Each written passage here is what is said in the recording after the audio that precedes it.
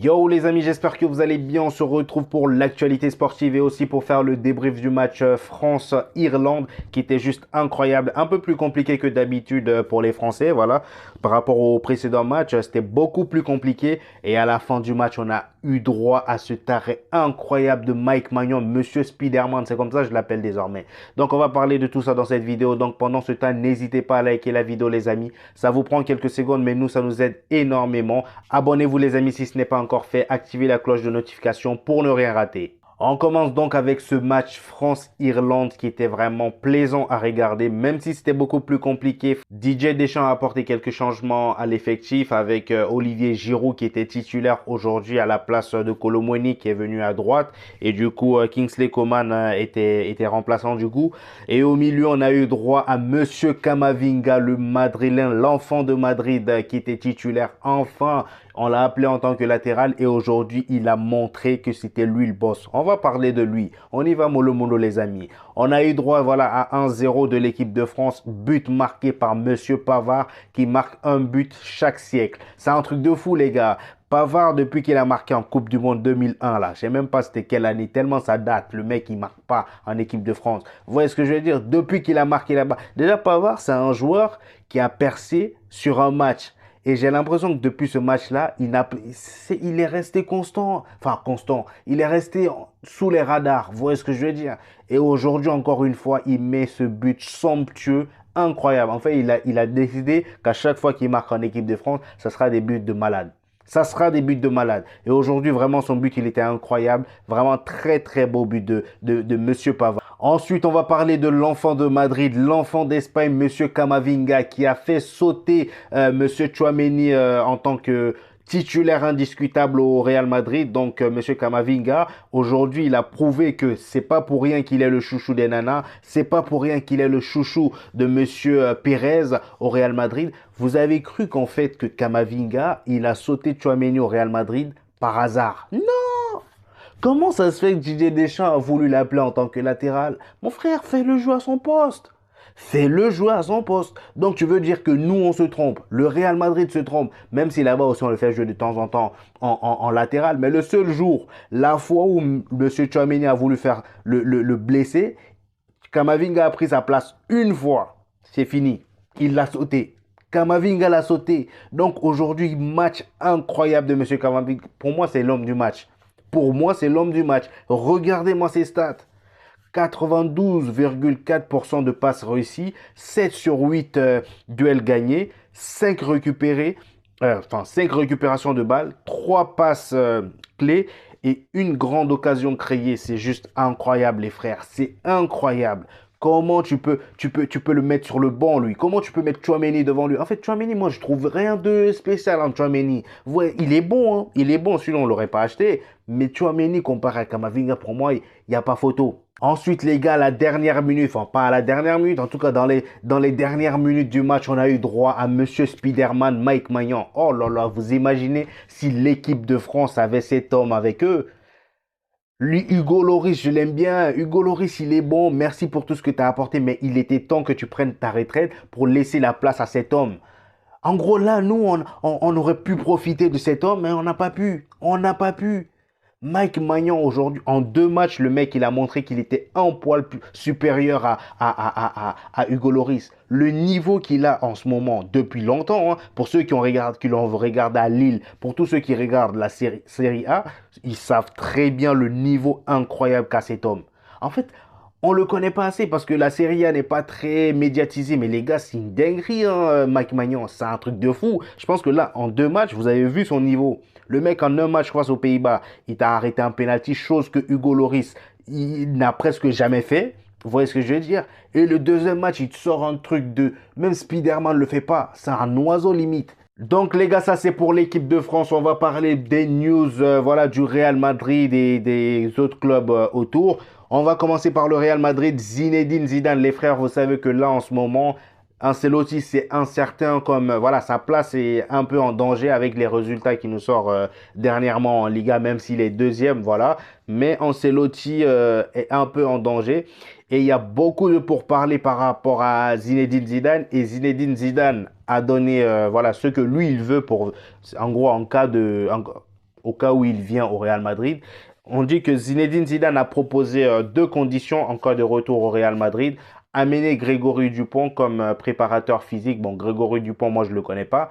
Et il dit aussi conserver Eden Hazard. Donc, lui, il veut conserver Eden Hazard. Donc, nous, on est là à critiquer Eden Hazard. Mais bon, les gars, on sait tous que Eden Hazard, Zinedine Zidane le fait confiance. Et c'est pas pour rien. Zinedine Zidane, c'est pas n'importe qui. Et en plus de ça, Ancelotti le fait jamais jouer. Le mec, dites-vous, il a gagné je sais pas combien de trophées. Il a jamais joué une finale de ces trophées-là. Vous voyez ce que je veux dire? Le mec, il a gagné je sais 3 ou 4 trophées avec le Real Madrid et il n'a jamais joué ses finales. C'est un truc de ouf. Depuis qu'il est venu au Real Madrid, il n'a jamais joué un classico. Et moi, limite, il me fait de la peine, Eden Hazard. Et lui, il veut toujours pas quitter. Il y a eu un interview où il a expliqué que non, il veut toujours rester pour montrer que voilà, il peut apporter au Real Madrid. Et ça, moi, j'aime bien. Mais bon, au bout d'un moment, il faut changer pour aller chercher du temps de jeu. En plus de ça, c'est pas sûr que Zinedine Zidane vienne. Parce qu'il y a aussi le coach du Bayern qu'ils ont viré là, qui veut, voilà, qui dirait pas non au Real Madrid parce qu'en 2018, il a fait comprendre que si le Real Madrid t'appelle, tu peux pas dire non, tu vois. Donc là, lui aussi, il est dans les viseurs du Real Madrid. Donc là, on verra en mois de mai ou juin, en tout cas en été, qui sera l'heureux élu. Moi, j'espère que ça sera Zinedine Zidane ou l'ex-entraîneur du Bayern Munich parce que Thomas Tuchel n'est plus disponible. Il est l'entraîneur du Bayern. Donc les gars, d'après les news que j'ai appris par rapport au coach du Bayern qu'ils ont viré là, ils disent que le Bayern a très peu apprécié que Julian Nagelsmann parte au ski en pleine trêve alors que ses joueurs non sélectionnés sont à l'entraînement. Donc c'est ça la raison pour laquelle ils l'ont viré. En gros, il est parti au ski alors que les joueurs qui ne sont pas partis en sélection avaient des séances d'entraînement, donc il était censé rester. Mais il est parti au ski, miskin. En plus, ça rime bien. Voilà, en gros, le club a aussi indiqué au coach que les jeunes ne progressaient pas et que les résultats en championnat étaient décevants. Bon, décevants, ils abusent un peu. Hein. Ils sont à un point de Dortmund. Ils sont deuxième. Faut pas abuser. Chaque année, vous prenez vous êtes champion. Au bout d'un moment, vous pouvez aussi être deuxième. Calmez-vous, les frères. Voilà, donc Julian Nagelsmann se dit choqué et surpris de la décision prise par le Bayern Munich concernant son limogeage. Il ne comprend pas la décision, d'autant plus que sa direction continuait de le soutenir publiquement. Donc vous vous rendez compte, si lui on l'a viré, nous Ancelotti on fait comment? Ancelotti on fait comment? Il se fait tabasser par le Barça à chaque fois. Comment on fait? Comment on fait? Là le Barça est déjà champion. On est censé aussi le virer en fait. Si on se fie à ce que le Bayern, voilà l'exigence du Bayern. Vous voyez ce que je veux dire? Donc voilà, il est sur la liste des potentiels entraîneurs pour le Real Madrid. Donc on verra ça plus tard, comme je vous ai dit. Et ensuite, on va parler de Raphaël Varane, les amis, voilà, qui a pris sa retraite internationale d'ailleurs. Hein. Il a fait une interview, il a parlé du Real Madrid, voilà. On sait très bien l'amour qu'il porte au Real Madrid. Donc, malgré qu'il soit plus au Real Madrid, il dit je finirai ma carrière soit à Madrid, soit à Manchester United. Il veut dire, voilà, soit à Lens. C'est sûr que je ne ferai pas d'autres clubs. Mais Madrid, ça me paraît compliqué. Le plus probable aujourd'hui, c'est que je finisse à Manchester ou à Lens. Donc les gars, voilà, comme il le dit, il aimerait finir sa carrière à Manchester United hein, ou au Real Madrid. Mais bon, on sait très bien que le Real Madrid, c'est mort. Voilà, vu son âge. En plus, nous, si on n'a pas pris Cristiano Ronaldo, c'est pas toi on va prendre. Donc voilà. Donc les amis, voici la question du jour. Il y a deux questions du jour aujourd'hui. Vous allez me dire tout ça dans les commentaires. Donc dites-moi dans les commentaires, déjà vous allez me choisir lequel de ces coachs vous paraît le plus adapté au Real Madrid, lequel vous voudriez voir au Real Madrid. Et donnez-moi aussi des explications. C'est pas seulement vous dites Zinedine Zidane et c'est bon. Vous me dites pourquoi. Donc parmi ces coachs, Zinedine Zidane, Carlo Ancelotti, José Mourinho et Vincent Del Bosque. Voilà. Dites-moi dans les commentaires lequel de ces quatre-là vous paraît le plus adapté au Real Madrid. Et vous pouvez aussi ajouter Julian Nagelsmann et Pochettino aussi si vous voulez. Donc dites-moi tout ça dans les commentaires. Et aussi la deuxième question du jour les amis c'est... je vais vous donner une liste des joueurs et vous allez m'élire le capitaine. Donc vous allez devoir choisir un capitaine entre Sergio Ramos, Cristiano Ronaldo, Zinedine Zidane et Iker Casillas. Ah, là c'est compliqué. Moi personnellement, j'ai déjà mon choix en tête. Mais dites-moi ça dans les commentaires et j'hésiterai pas à vous répondre. Voilà. Ensuite, les amis, il y a ici une déclaration assez drôle de Maguire, le grand défenseur anglais. Donc, il dit j'ai participé à 3 tournois majeurs et je suis passé très près de la victoire. Je ne devrais pas avoir à faire mes preuves à ce niveau. J'ai plus de 50 sélections à mon actif et je suis le meilleur défenseur de l'Angleterre. Haha, incroyable, incroyable. À ce point, il est vraiment matrixé à ce point. Genre, lui, dans sa tête, il est le meilleur défenseur d'Angleterre. C'est un truc de ouf, les frères. C'est un truc de fou. Pour moi, il est même pas dans le top, mais top 2 même. Est-ce que lui, il est non, il est dans le top 5 quand même. Non, 10 on va dire, le top 10. Mais top 5 non, c'est trop. Maguire, il fait trop de boulettes. En plus, bon, là, en ce moment, il s'est calmé. Mais à ses débuts à Manchester United, en plus, vu le prix auquel ils l'ont acheté, c'était grave. Mais bon, pour lui, dans sa tête, il est le meilleur, c'est déjà ça. Parce que même Cristiano Ronaldo, à ses débuts, il a toujours cru en lui, il a toujours dit que c'était le meilleur. Donc, pourquoi pas Maguire? Laissez-le rêver, les frères. Ah, la nouvelle croustillante, les frères. Voici la nouvelle croustillante. Kylian Mbappé et Erling Haaland. Ça chauffe au Real Madrid, hein.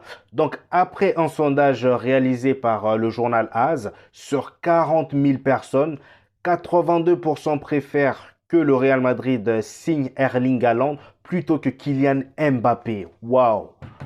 Ah là, la balance, hein.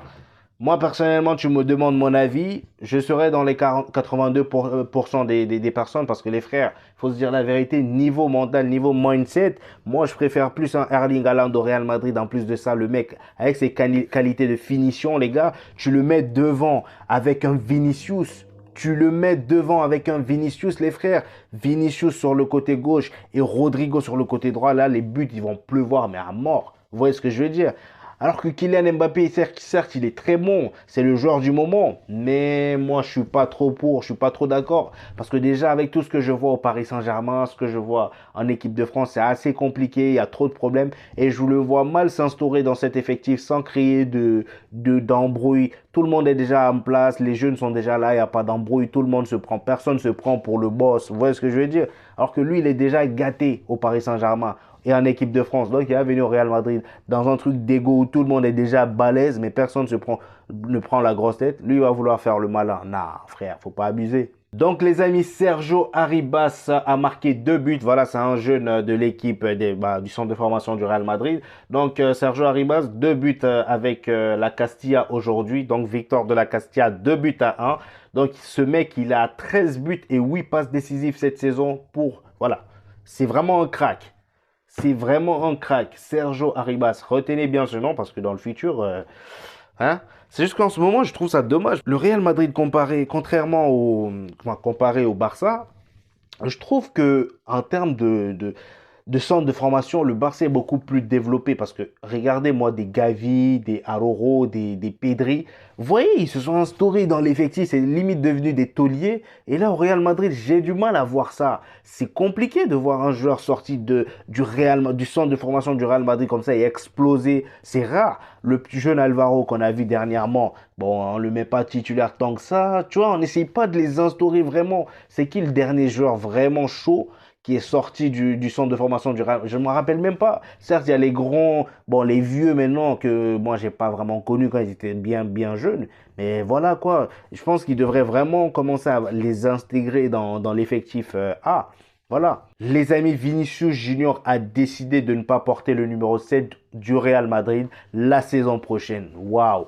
Moi, personnellement, j'étais l'un des, l'un des mecs je faisais partie de l'équipe du groupe qui militait pour qu'il prenne ce numéro 7. Mais finalement, les frères, il veut pas. On dirait qu'il a peur des responsabilités. Mais vu son talent, je doute qu'il ait cette peur ou qu'il ait peur des responsabilités. Parce qu'au bout d'un moment, il faut bien porter le numéro 7 au Real Madrid. Vous n'avez pas laissé ça au show comme ça sur Eden Hazard. Faut le porter. Faut le porter. Peut-être qu'il respecte trop Cristiano Ronaldo, vu que c'est son idole. Bon, il y a Neymar aussi qui est son idole. Mais au bout d'un moment, il faut porter. Il faut pas refuser des numéros comme ça. Ou à moins qu'ils veulent garder son numéro et rendre son numéro légendaire. Mais moi, personnellement, je milite pour qu'il le porte. Comme vous le savez, les amis, le Maroc a affronté le Brésil. Et d'ailleurs, le Brésil s'est incliné 2 buts à 1. Voilà.